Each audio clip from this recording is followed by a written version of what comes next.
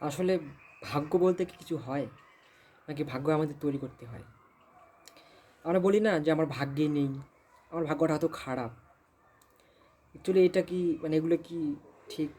মানে কথাগুলো কি ঠিক, নাকি অজুহাত? হতে পারে অজুহাত, হতে পারে ঠিক। তো আমার মনে হয় মানে এই সময় এসে রিয়ালাইজ করছি এগুলা মানে একটা কথার কথা। ব্যাপারটা হচ্ছে, আমরা তো সবাই জানি যে ভাগ্য বলে কিছু হয় না। মানে এটা শুনে এসছি আর কি, কর্মের উপরেই ভাগ্য নির্ধারণ করে।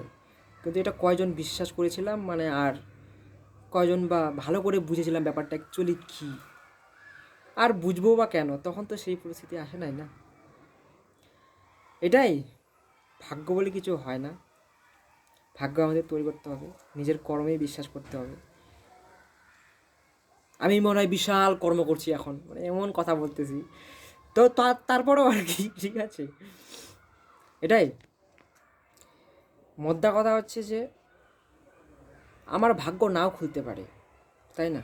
আমি যদি ভাগ্যের আশায় বসে থাকি, আমার ভাগ্য নাও খুলতে পারে। কিন্তু আমি যদি কর্ম করি, তবে আমার ভাগ্য খুলতেও পারে, নাও খুলতে পারে। তবে হ্যাঁ, যদি ভাগ্য নাও খুলে, কর্ম করে আমি কিন্তু কিছুটা অভিজ্ঞতা হলেও সঞ্চয় করতে পারি। রাইট। টাটা।